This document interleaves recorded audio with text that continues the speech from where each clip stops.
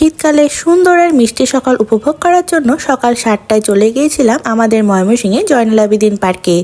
শীতের মিষ্টি সকালে হাঁটাহাঁটি করা শেষে এরপর চলে গিয়েছিলাম শীতকালে পিঠা খাওয়ার জন্য। শীতকাল মানেই তো নানা রকমের পিঠাপুলি। শীতের সকালে দুইজনে মিলে নানা রকমের গরম গরম ধোয়া ওঠা পিঠা খেয়ে নিয়েছিলাম। সেই সাথে ময়মনসিংহে জয়নুল আবেদীন পার্কে সকালবেলা সুন্দর টাটকা সবজি, টাটকা মাছ সবকিছু নিয়ে একটা বাজার বসে। সেই বাজারে ঘোরাঘুরি, শীতের সেই সুন্দর সকালটিতে আমরা কি করেছিলাম সেই সবকিছু আজকে তোমাদের সাথে আমার ব্লগ ভিডিওটিতে শেয়ার করব। হ্যালো সবাইকে, কি খবর সবার? আমি তো খুবই ভালো আছি। আমার এই ভিডিওটা ছিল ডিসেম্বরের 12 তারিখের ভিডিও। সেই দিন কিন্তু শুক্রবার ছিল, আর আমরা আগের দিন রাতে প্ল্যান করে রেখেছিলাম পরের দিন যেহেতু শুক্রবার, পরের দিন সকালবেলা শীতের সকাল উপভোগ করার জন্য চলে যাব ময়মনসিংহে জয়নুল আবেদীন পার্কে। তো যেই বলা সেই কাজ, আমরা সকাল 6টার সময় ঘুম থেকে উঠে এরপর বের হতে 7টার মতো বেজে গিয়েছিল। সকাল 7টায় আমরা চলে গিয়েছিলাম ময়মনসিংহে জয়নুল আবেদীন পার্কে। আর পার্কের ঢোকার রাস্তাটাতে এখানে অনেক কিছু নিয়ে বসেছিল, সেগুলো একটু ভিডিও করে তোমাদের সাথে শেয়ার করলাম। শীতের সকালবেলা যদিও ঘুম থেকে উঠতে একটু কষ্ট লাগে, তবে সকালবেলা ঘুম থেকে উঠে এভাবে পার্কে ঘোরাঘুরি করতে কিন্তু সত্যি বলতে অনেক বেশি ভালো লাগে। আমরা প্রায় প্রতি বছরই একবার হলেও শীতের মধ্যে এভাবে পার্কে ঘোরাঘুরি করতে চলে যাই সকালবেলা। আমরা যখন গিয়েছিলাম তখন কিন্তু একটু পরিমাণ রোদ উঠেছিল না, প্রায় অনেক বেশি কুয়াশা ছিল বাইরে। আর এর একটু পরে একটু মিষ্টি মিষ্টি হালকা হালকা রোদ উঠছিল। পরিবেশটা কিন্তু অনেক বেশি ভালো লাগছিল, একদম মিষ্টি মিষ্টি রোদ গায়ে লাগছিল, তার সাথে হালকা হালকা কুয়াশা, সবকিছু মিলে খুবই ভালো লাগছিল। পার্কের যে ব্রহ্মপুত্র নদটা রয়েছে সেটার কিন্তু জলটা অনেকটা শুকিয়ে গিয়েছে, কারণ শীতকাল। যখন বর্ষাকাল থাকে তখন এটা একদম ভরপুর থাকে। আমরা সেখানে গিয়ে পুরোটা পার্ক জুড়ে বেশ অনেকক্ষণ সময় হাঁটাহাঁটি করছিলাম। শীতের মধ্যে হাঁটাহাঁটি করতেও কিন্তু অনেকটা আরাম লাগে।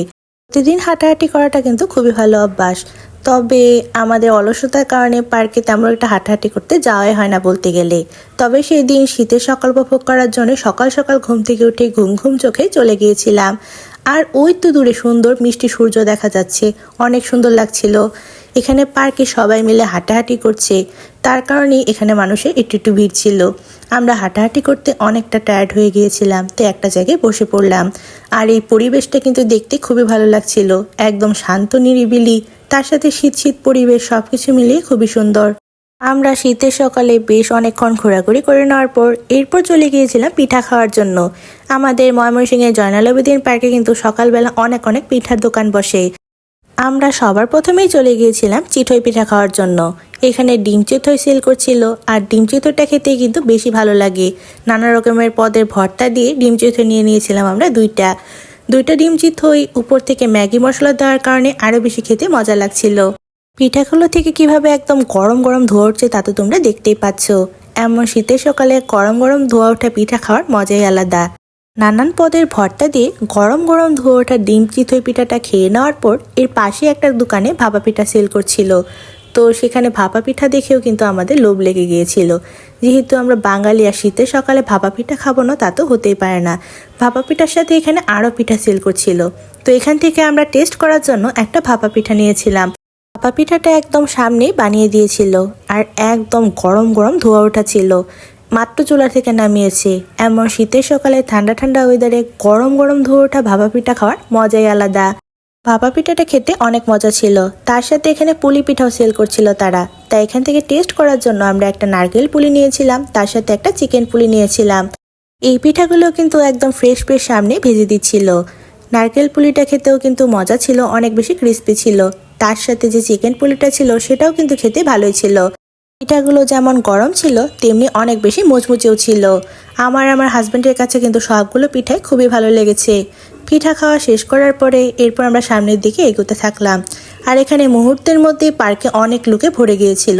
আসলে শুক্রবার, আর এখানে সবাই বাজার করতেও আসে, তার সাথে একটু ঘোরাঘুরি করতেও আসে শীতের সকালে।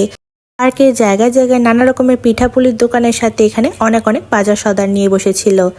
তো শাপলা ফুল এখানে রেখে দিয়েছিল, তার সাথে এখানে কি নেই বলতে গেলে, বাজারে যা যা দরকারি পাওয়া যায় সবই এখানে পাওয়া যাচ্ছিল। আর ওই তো দূরে নিচে বাজারটা বসে, অনেক বেশি মানুষের ভিড় দেখা যাচ্ছে দূরের থেকে। চলো তোমাদেরকে ময়মনসিংহের যে জয়নুল আবেদীন পার্কের বাজারটা বসে সেটা একটু ঘুরিয়ে দেখাই। বাজারটাতে শীতকালীন নানা রকমের টাটকা শাকসবজি থেকে শুরু করে হাঁস মুরগি আরও অনেক কিছু পাওয়া যাচ্ছিল। এখানে সবজিগুলো একদম ফ্রেশ ছিল, দেখেই কিন্তু ভালো লাগছিল। শীতকালীন মৌসুমে যা যা সবজি থাকে আর কি, তার সাথে এখানে মাছের বাজারও ছিল। মাছের মধ্যে এখানে নানা রকমের ছোট মাছ থেকে বড় মাছ, তার সাথে অনেক পদের নদীর মাছ ছিল। মাছগুলো কিন্তু অনেক বেশি ফ্রেশ ছিল, একদম নড়ছিল।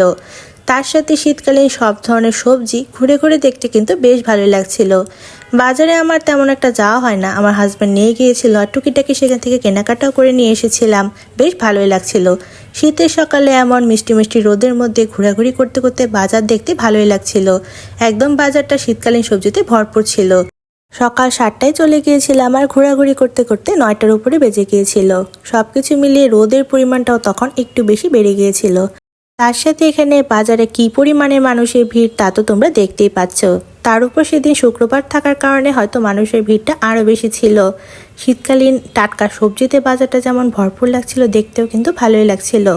শীতের মিষ্টি সকালে পার্কে ঘোরাঘুরি, পিঠা খাওয়া, বাজার ঘোরাঘুরি সবকিছু মিলিয়ে সকালটা অনেক সুন্দর ছিল। আর এরই সাথে আমার সেদিনের ব্লগটা এখানেই শেষ করছি। আমার আজকের ব্লগটি যদি ভালো লাগে অবশ্যই একটি লাইক করে দিবা সবাই।